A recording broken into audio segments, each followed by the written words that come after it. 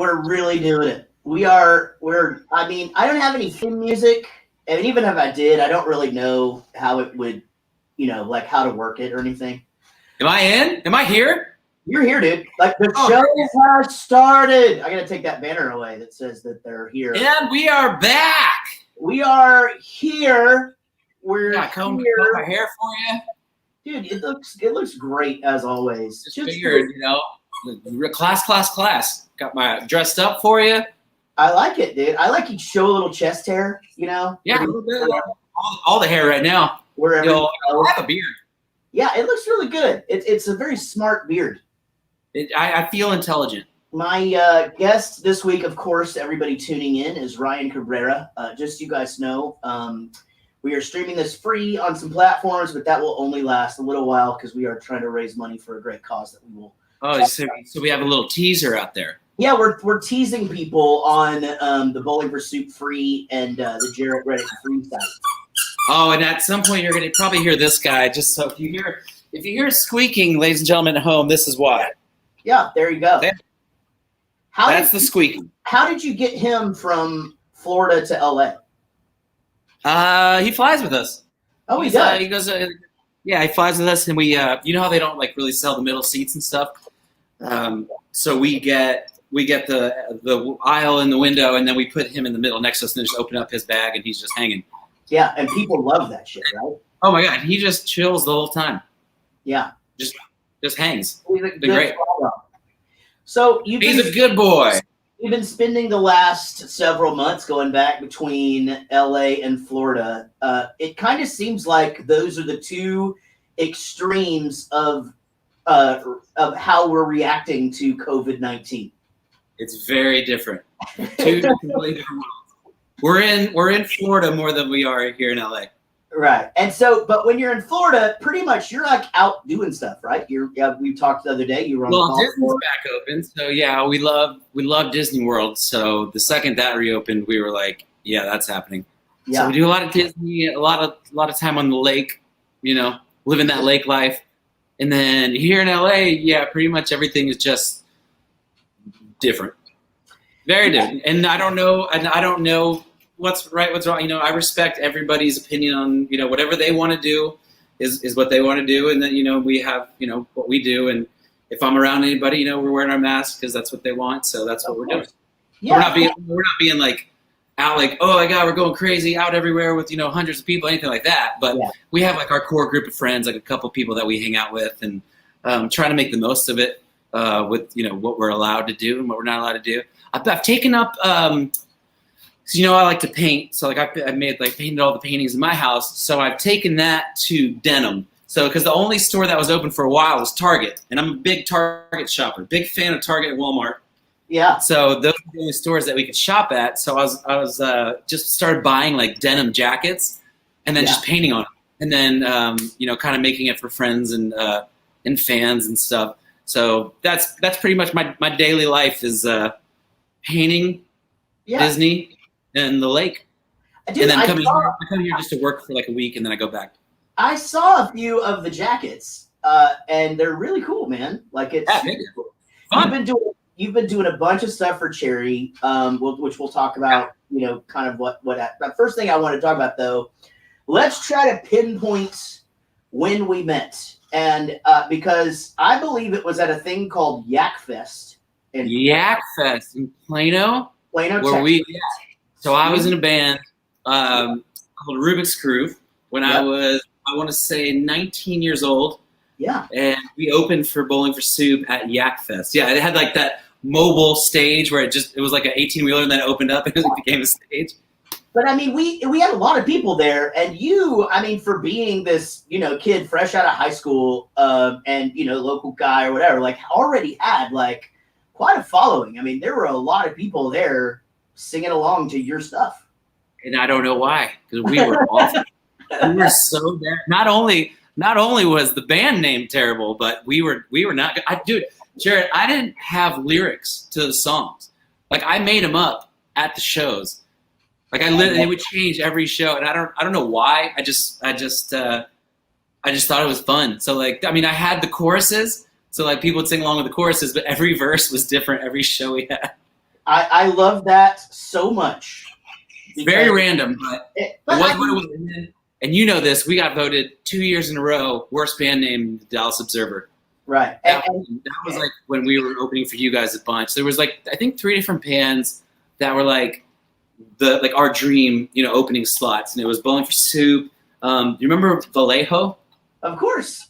Yeah, from Austin. It was them, and then I think at the time it was Ugly Americans or the Scabs. It was Bob Schneider. Yeah, totally. That's funny because we a few of our first openers were those guys as well. We got put with the Scabs quite a bit just because we were funny, and they were. Dude, they were my favorite. Yeah, I mean, Bob Snyder is such a talented dude. There's so many guys from Texas, but to me, that guy outside of the country world, Bob's kind of the mayor. He's the unofficial mayor of Austin. I mean, at that time, if you could get a gig with those guys, it was like you've made it. In my eyes. And same thing with you guys. Like if we could get a gig with Bowling for Soup, we made it. So that was the beginning. And then. What was it that then that you just started, like, you decided, all right. What happened was my brother, for my birthday, got me recording time. So we never made an album or anything. We just played live. And he got me a studio in Deep Ellum. But he could only afford enough time for just me solo. Okay. So I went in, recorded 3 songs solo. And then the engineer, the guy who owned the studio, was like, dude, you're really good. Like I see something with these. Like if you want to come back and like finish and make a whole album, I'll do it for free. So I made like a little EP or album called Elm Street, like a little indie record, and it was just Ryan Cabrera. And obviously at the time the band guys were pretty pissed. But then I was like, I don't know, the solo thing, it's kind of nice.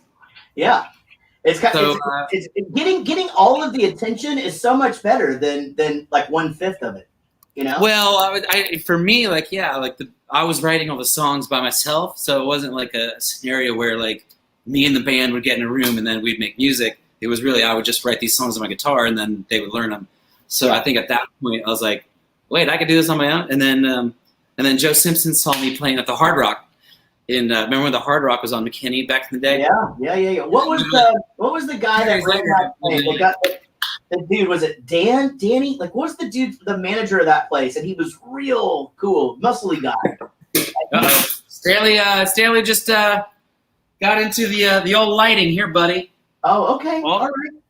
He just had his way with the lighting. Yeah. Hey, guys, we're doing a little at-home charity show, huh? Stanley, bad. You're bad. Yeah. Here, I'm gonna put him over here. 1 second. Hold on. You guys think that this is throwing me for a loop? It's not, because I feel like I felt so official because I can carry this. I can carry it. I've got this. We have a dog in the studio all the time. In fact, we're going to make a new record. We leave on Friday, and Wally will be there. And oftentimes, on an isolated vocal, you can actually hear the pitter patter of little paws across the wood floor. Just in the background. Yeah, just. And that was Sherman for many, many years. But Sherman passed away, and now we have Wally, and he's exciting. And so that was. I will say it's nice. It's nice hanging with you outside of game night. It's our first time because we know everybody at home. Me and my lady, and you and your lady, we do game nights almost like every other.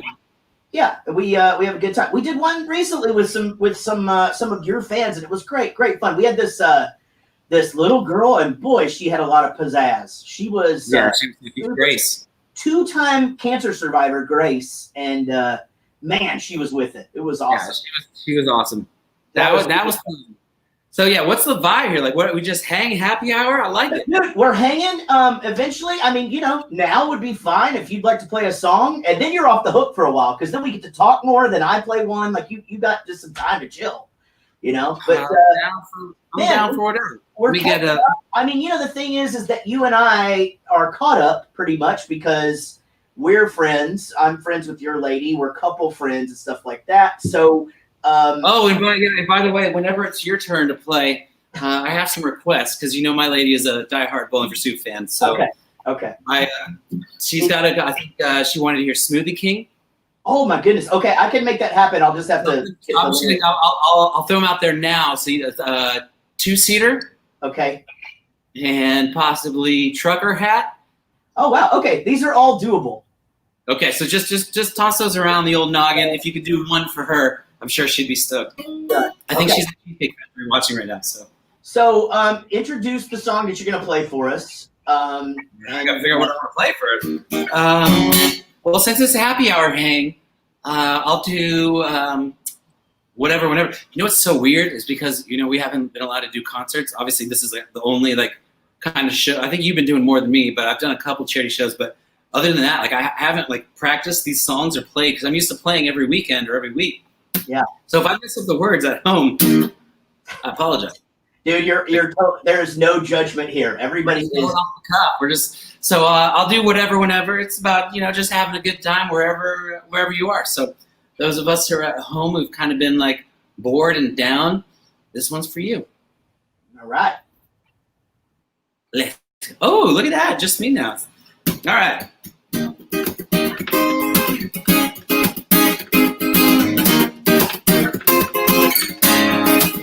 You got the honey, you got the soul, so we got the money, ooh, work it is cold. Hey, hey, only you can take me there. Show me, get me out of here. Take me to a place where we can party. Take me to a place where we can do whatever, whenever. Little fun ain't never hurt nobody. Let it go now, let it go now, let it go. Whatever, whenever. Let it go. I'm so tired of working. I've done that well. You're telling me, let's make it worth it. Ooh, come give me that sweet relief. Hey, yeah. Only you can take me there. Show me, get me out of here. Take me to a place where we can party. Take me to a place where we can do whatever, whenever. Little fun ain't never hurt nobody. Let it go now, let it go now, let it go. Yeah, whatever, whenever. Let it go. Take me wherever you go, it don't matter how far. As long as I'm with you, I'm in it wherever we are. Take me to a place where we can party. Take me to a place where we can do whatever, whenever. Little fun that never hurt nobody. Let it go now, let it go. So take me to a place where we can party. Take me to a place where we can do whatever, whenever. Little fun that never hurt nobody. Let it go now, let it go now, let it go. She said, whatever, whenever. And girl, just let go what you're holding on to. Yeah, whatever, whenever. Let it go. I don't know where to end it because I don't have a band, but oh, there we go. That's why you're a pro. Hey. That is what it's funny because a few of my friends have canned applause when they finish a song now. Because I've gotten used to literally watching the screen go clap, clap, clap, clap, clap, clap. Just I still I don't know if I'll ever get used to no reaction. It's so weird because you're all right, I guess I'm done with that tune now. Yeah. You're just you don't know in your head that people are actually watching. So it's still a strange thing for me, but it's kind of fun. It's different. I like things that are different. Yeah, I feel like I got up on stage this weekend for the first time. We did a live. Did you do something at Lava? Yeah, so live podcast there, but after us was a Motley Crue cover band called Crooligans, Oh, nice. I got to do a Motley Crue song, and I do have to admit, playing in front of an audience, even doing somebody else's show and song 6 months down the road, felt really good. It was nice. Oh, yeah, I can't wait. We're trying to plan like a drive-up concert, I believe, in Cincinnati. It's just now, I guess, like they have to get permits for the outdoor stage. I don't know. There's like a big process to go through. Mm-hmm. But yeah, it's so weird because this is like the longest we've gone. I know you've been doing this for what, like 25 years now, probably? Yeah, 26. Yeah. I'm at like 20, and I think 2 weeks is probably the longest I think I've ever gone without playing a show of some sorts. So it sucks because like that's my favorite thing in the world. Like some people enjoy the studio and the process and like songwriting, but but being on stage is where I actually get my joy. So it's been tough, but at least we get to do that. You found a good balance though, I think, as far as like somebody who, who probably like me had your biggest hits probably are behind you, most likely. I mean, unless we just, but you still have other than the song me and Alvaro wrote, because we just hit 2 million on that one. Okay, well that's what I was gonna say. That's but as part of my own songs, yeah. I'm just saying, but you have found this amazing these other worlds of like, okay, here I'm gonna write, I'm gonna produce over here, I'm gonna do this, I'm gonna do this, and you found success at all of it, which is I like to be creative. Like even if it's not music, like painting, making the jackets, even cooking, anything that like I like to do something creative every day. Yeah. That Avril song, is that you, Travis, and Avril, all three of you guys? No, that was me, Avril, and Justin Gray, and this other girl, Melissa Bell. Yeah. What a cool world of like awesome songwriters you're into. Like it's so fun. Yeah, and that's why I mean, why I come back to LA for like a week just to get some of that out, get the songwriting out, and then go back to Florida. Yeah. So let's just talk about this real quick so that we can let our freebies go. Okay. Tell us about the charity you picked this week, and we'll talk a little bit more about all of that as we go. But right, and I think with right now what's going on in the world, obviously this is a very tough time that we know. So Kudo is a charity that one of my friends' families actually started. It's for kids under 21 who are maybe dealing with like some sort of mental, depression, like mental illnesses, and have considered, I'm sure everybody out there, has had a tough time, not just now, but in life. So for kids who have ever had, the thought of suicide, and I recently had a friend about a month and a half ago who unfortunately did that as well. And it was, it's impossible to think about like what people are going through. And like, we're all like, oh my God, I'm having a tough day, like all this stuff, but you don't really know like what other people are going through. And it's hard to even ask because you're going through so much. So this is a hotline for the youth to be able to talk to somebody. And I think now more than ever, people are finally, admitting, and comfortable admitting, knowing that we've all been there, like everybody, I'm sure at some point has been depressed or had a rough time. So this will help, kids under 21 have a place to, talk to somebody. So obviously anything you guys can do at home. I have a friend who, her family, the Bush family, is willing to match any donation up to $2,500. So anybody who donates out there, they're going to match your donation. So I believe there's a button down. You can donate anything to do, $1, $5, $10, whatever you have. We appreciate it. And thank you for doing this. So we have a platform to allow people to donate. And we love you for it. Yeah, so we're going to have fun and we're going to raise money for a great cause. Absolutely. So if you're on YouTube or if you're on Facebook right now, your stream is ending, but we still have over an hour to go. Me and Ryan sitting here talking, playing some songs, catching up, raising money for a good cause. If you're on the Veep stream, like you said, there's a donate button. All of that money is going to go directly to Kudo. And again, going to be matched up to $2,500. So, I mean, again, if you got an extra $5 laying around, put it in there because you just donated $10. And Ryan, say goodbye to the people watching for free. Love y'all. Thank you. Thanks for hanging with us. We're getting rid of them. We're getting. Well, bye-bye then. See you later. Go to jaredreddick.beeps.com. And remember, you don't have to watch the whole show right now. You can come back and watch it for 72 hours. So we appreciate y'all. Bye now. Okay.